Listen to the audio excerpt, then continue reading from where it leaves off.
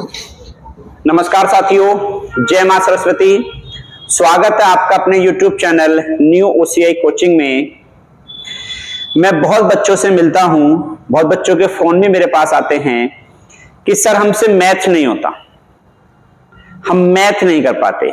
यदि हमारे एग्जाम में 20 क्वेश्चन आए हैं तो हम 4-5 क्वेश्चन ही मैथ से कर पाते हैं। 40 क्वेश्चन आए हैं तो हम मात्र 10 या 15 क्वेश्चन ही मैथ के कर पाते हैं।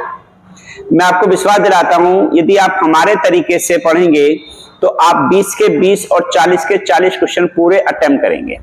लेकिन उसके लिए आपको पहले बेसिकली मैथ्स को समझना होगा कि मैथ्स में क्या क्या चीजें होती हैं, हमें किन किन चीजों की शुरू में आवश्यकता पड़ती है। तो ये सारी चीजें हमें सबसे पहले समझनी होगी। समझने के लिए हमें करना क्या है, पहले मैथ्स को बेसिक देखना है। बेसिक क्या देखना है, सबसे पहले हम देखते हैं यहां पर हमारी आती हैं प्राकृतिक संख्याएं।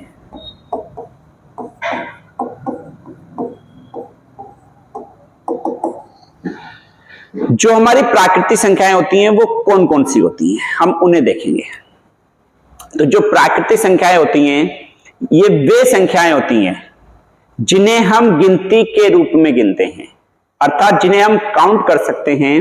वे संख्याएं हमारी क्या कहलाती हैं, सारी की सारी प्राकृतिक संख्याएं कहलाती हैं। जैसे हम बात करें, हमें किसी चीज को काउंट करना हो, मान लो हम काउंट करेंगे किसी चीज को, तो हम काउंट स्टार्टिंग कहां से करते हैं, 1 2 3 4 5 6 7 8 9 10 ऐसी तो करेंगे काउंटिंग, या ऐसे करेंगे 1 3 5 15 20 40 50, ऐसे नहीं करेंगे ना।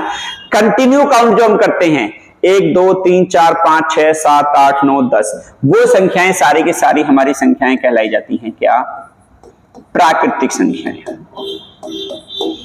और ये संख्याएं 1 से लेके कहां तक होती हैं, हमारी अनंत तक होती है। ठीक है ना। तो सबसे पहले समझना है। और ये चीजें देखो बता मैं क्यों रहा हूं आप लोगों को, क्योंकि इन सब चीजों की आवश्यकता मैथ्स में पड़ती है। ऐसा नहीं कि ये बेकार की चीजें हैं, ये बेकार की चीजें नहीं है। जब आगे हम चैप्टर पढ़ेंगे, संख्या पत्ती को पढ़ेंगे, तब हमें इन प्राकृतिक संख्याओं की आवश्यकता पड़ेगी। इसके बाद हम आगे पढ़ेंगे, एवरेज पढ़ेंगे, वहां हमें इन सब की आवश्यकता पड़ेगी। तो आप सब लोग इन चीजों को नोट जरूर करें, और जो मैं थ्योरी बोल रहा हूं चाहे उस चीज को भी नोट कर लें। जैसे मैंने बताया आपको कि प्राकृतिक जो संख्याएं होती हैं वे संख्याएं जिन्हें गिनती के रूप में गिना जा सके, वे संख्याएं हमारी कहलाई जाती हैं क्या, प्राकृतिक संख्याएं। ठीक है, आगे बढ़ते हैं। दूसरा हमारा आता है यहां पर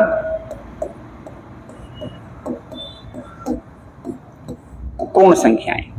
देखो पूर्ण संख्याएं कौन कौन सी होती हैं। यदि मैं बात करूं इसकी थ्योरी में, तो यहां पर कंडीशन होती है, यदि प्राकृतिक संख्याओं में शून्य को भी शामिल कर लिया जाए, यदि प्राकृतिक संख्याओं में शून्य को भी शामिल कर लिया जाए तो संख्या प्राकृतिक संख्या हमारी पूर्ण संख्या बन जाती है। जैसे 0 1 2 3 4 5 6 7 8, आगे को ये भी हमारी क्या है, अनंत तक होती है। तो ये संख्याएं क्या होंगी, हमारी पूर्ण संख्याएं होंगी।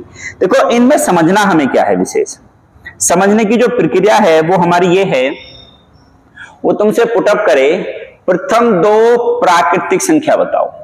प्रथम 2 प्राकृतिक तो हो गई 0 और 1। वो तुमसे पुटअप करे प्रथम 2 पूर्ण संख्या बताओ, तो 0 और 1। प्रथम 2 प्राकृतिक 1 और 2, प्रथम 2 पूर्ण 0 और 1, हमारी ये संख्या यहां पर हो गई है। तो इन दोनों को लेकर जो कंफ्यूजन पैदा होता है वो कंफ्यूजन आपको नहीं रखना है। प्रथम 2 पूर्ण 0 और 1, प्रथम 2 पूर्ण 1 और 2, बात क्लियर हुई। इसके बाद आगे हम बढ़ते हैं इसके अगले टॉपिक पर। अगला जो हमारा टॉपिक है वो है यहां पर अभाज्य संख्याएं।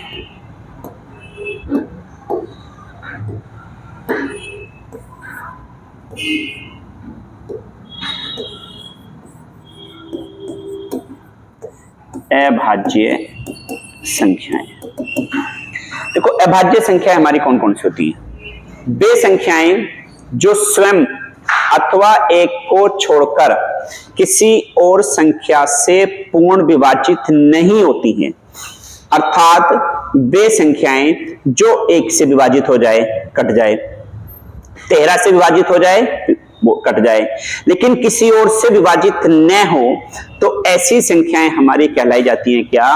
भाज्य अभाज्य संख्याएं। और इसमें सबसे अहम बात आती है कि सबसे छोटी अभाज्य संख्या कौन सी है। तो सबसे छोटी जो अभाज्य संख्या आती है वो हमारी आती है 2। ये क्वेश्चन बहुत आता है कि सबसे छोटी अभाज्य संख्या कौन सी है। तो सबसे छोटी अभाज्य संख्या है 2, 3, 5, 7। देखो बच्चों 9 नहीं है, क्यों?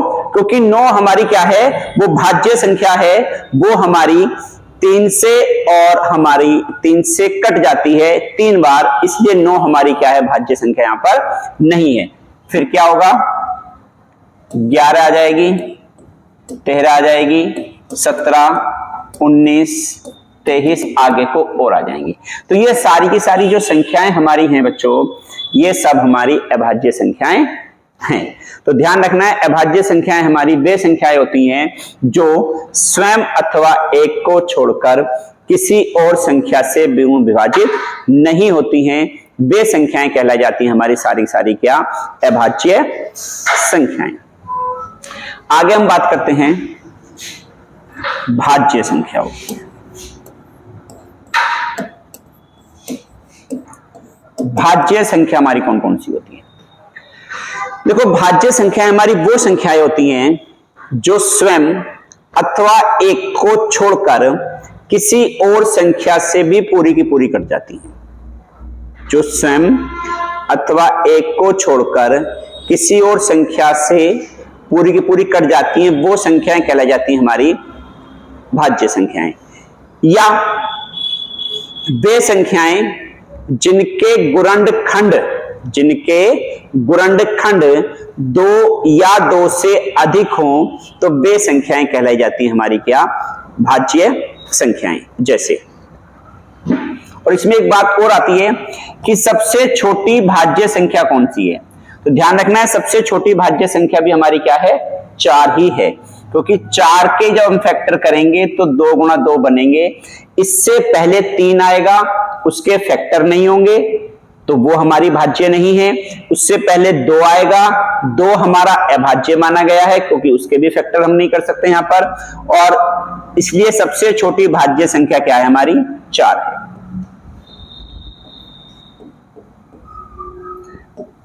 8 के हम फैक्टर करेंगे, उधर हम 16 के फैक्टर करेंगे। देखो ये चीजें हमारी हैं, मैंने तुम्हें बताया है भाज्य संख्याएं वे संख्याएं होती हैं जिनके गुणनखंड 2 या 2 से अधिक हों। 2 या 2 से अधिक हों तो वो सारी की सारी संख्याएं क्या कहलाई जाएंगी? हमारी भाज्य संख्याएं कहलाई जाएंगी। बात समझ में आई? तो ध्यान रखना है, भाज्य संख्या कौन सी होती हैं? वे संख्याएं जो स्वयं अथवा एक को छोड़कर किसी और से पूर्ण विभाजित हों, या वे संख्याएं जो जिनके गुणनखंड 2 या 2 से अधिक हमारे हों, तो वे कहलाएंगी संख्याएं हमारी क्या? भाज्य संख्याएं। बात क्लियर हुई? इसके बाद हमारा आता है यहां पर भाज्य और अभाज्य पर आप लोग ध्यान रखेंगे। सबसे छोटी अभाज्य संख्या 2, सबसे छोटी भाज्य संख्या 4। सबसे छोटी भाज्य संख्या 4, सबसे छोटी अभाज्य संख्या 2। बात क्लियर हुई यहां तक? किसी को कोई डाउट, कोई दिक्कत? इसके बाद हम आगे बढ़ते हैं इससे अगले टॉपिक पर। इससे अगली प्रक्रिया यहां पर आती है स्थानीय मान।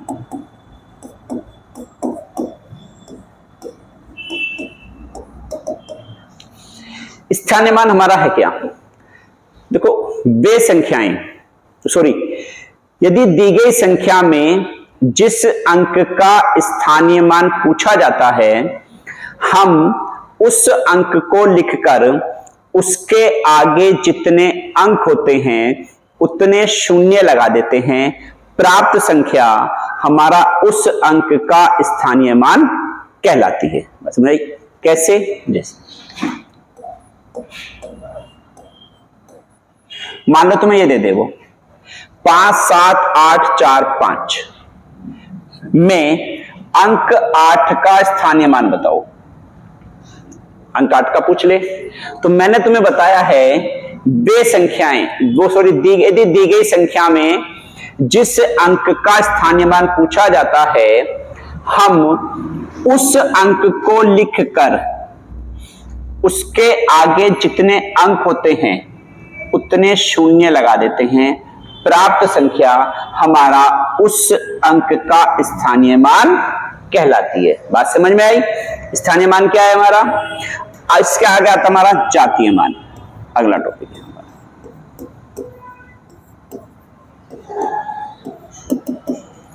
जातीय मान हमारा है क्या?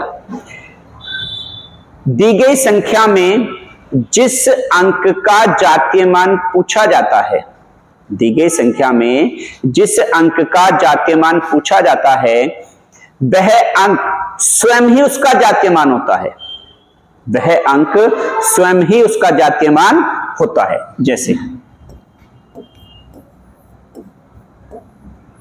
मान लो ये संख्या दे दे वो और इसमें 8 का ही जातीय मान पूछ ले तो 8 का जातीय मान क्या हो जाएगा? 8। 4 का कहता तो क्या होता? 4। 7 का कहता तो क्या होता? 7। 5 का कहता तो क्या होता? 5। तो ये अंक का जातीय मान स्वयं वो संख्या होती है जिसके बारे में पुटअप किया जाता है। अब आपके दिमाग में एक क्वेश्चन आ रहा होगा कि सर ने क्या किया कि ऊपर स्थानीय मान में भी एक ही डिजिट रखी सेम और नीचे भी सेम ही डिजिट रखी है और उसके बाद एक ही अंक का तो स्थानीय मान सर ने निकाला और एक ही अंक का जातीय मान निकाला। तो ये दोनों निकालने का महत्व है, मतलब है क्या मतलब रहा इसका? लास्ट जो दिल्ली पुलिस का पेपर हुआ था उसने एग्जामिनर ने क्या किया था, इन दोनों क्वेश्चनों को अलग अलग जो दिए गए थे इन दोनों को मर्ज कर दिया गया था, एक साथ जोड़कर तुम्हें दे दिया गया। उसने कहा था यदि दी गई संख्या, कोई भी संख्या दे दी गई थी इसमें, यदि दी गई संख्या में अंक 8 के स्थानीय मान और जातीय मान का अंतर पूछ लिया था तो दोनों का अंतर कितना बना? 792। तो दोनों का अंतर पूछा तो कितना बना? 792। अब तुमसे योग पूछता कितना बनता? 808। तुमसे गुणनफल पूछता तो कितना बनता? 6400। भागफल पूछता कितना बनता? 100। तो कहने का मतलब है एग्जामिनर ने क्या किया, जब तुमसे क्वेश्चन पुटअप किया उसने दो अलग अलग क्वेश्चनों को एक करके दे दिया। देखो यहीं पर एग्जामिनर तुम्हें घुमाता है कहीं ना कहीं, और तुम्हें घूमना नहीं है, तुम्हें उसकी बात को पकड़ लेना है कि वो क्या कहना चाह रहा है।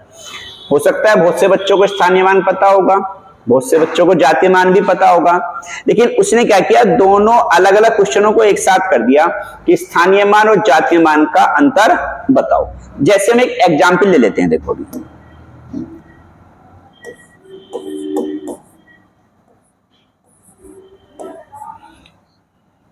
ये दे दो और यहां पर हम अंक 7 का इधर तो ले लें स्थानीय मान और इधर हम ले लेते हैं जातीय मान। तो 7 का स्थानीय मान क्या होगा? 700। जातीय मान क्या होगा? 7। अब इसका हम योगफल दे पूछ लें तो क्या आ जाएगा? सीधा 707। इस तरीके से दो अलग अलग क्वेश्चनों को एक साथ करके भी वो एग्जाम तुमसे पुटअप कर सकता है। तो तुम्हें ये ध्यान रखना, देखो ये बेसिक चीजें हैं, ये इन बेसिक चीजों से लेकर ही क्वेश्चन पुटअप किया गया था। वहां पर कहां से कोई क्वेश्चन बन जाता है ये कुछ नहीं कहा जा सकता, इसलिए हमें कोई चीज छोड़ के नहीं चलनी है, सारी चीजों को लेकर चल रहा है। बात क्लियर हुई? इसके बाद हम आते हैं इसके अगले टॉपिक पर जो हमारा है परिमेय संख्या। देखो परिमेय संख्या हमारा टॉपिक क्या है? वे संख्याएं जो स्वयं में पूर्ण हो, जो स्वयं में क्या हो? पूर्ण हो अपने आप में, तो वे संख्याएं कहलाई जाती हैं हमारी क्या? परिमेय संख्या। ठीक है, अब पूर्ण कैसे? बात समझो।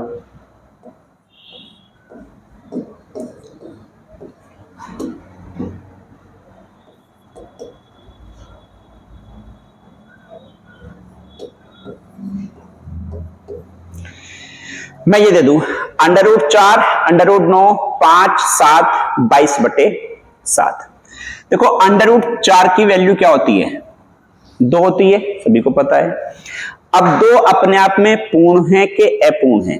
अर्थात जो 2 है इसे हम पूरा 2 पढ़ेंगे, पौने 2 पढ़ेंगे कि सवा 2 पढ़ेंगे? पूरा 2 पढ़ेंगे ना। तो जब पूरा 2 पढ़ेंगे तो ये हमारा क्या है? अपने आप में एक परिमेय संख्या है। इसके बाद आता है √3, √9। √9 की वैल्यू क्या होती है? 3 होती है। तो 3 जो है ये अपने आप में पूर्ण है ना। इसे ना तो हम पौने 3 पढ़ सकते हैं, ना हम सवा 3 पढ़ सकते हैं, पूरा 3 पढ़ा जाएगा, पूर्ण है। तो एक क्या है? परिमेय संख्या हमारी है। ऐसे ही 5 है, ये भी अपने आप में पूर्ण है 5, ना हम इसे पौने 5 पढ़ सकते, ना इसे सवा 5 पढ़ सकते हैं। तो ऐसे ही हमारा है 7, जो हमारा 7 है हम इसे ना तो पौने 7 पढ़ सकते, ना सवा 7 पढ़ सकते, पूरा 7 पढ़ेंगे। तो जब पूरा पढ़ेंगे तो अपने आप में क्या है? ये परिमेय है। ऐसे ही हमारा है 22/7। 22/7 को भी हम गोल कर देते हैं थोड़ा सा, अभी समझेंगे अगले टॉपिक में मैंने गोल क्यों करवाया है, इसका रीजन हमारा क्या रहा। जैसे इसके बाद हमारा आता है अपरिमेय संख्या।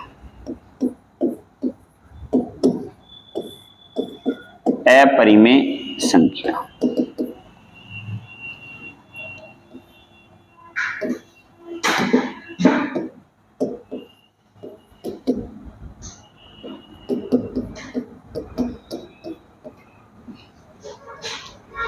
√2 है। √2 की वैल्यू क्या होती है? देखो 1.414 होती है।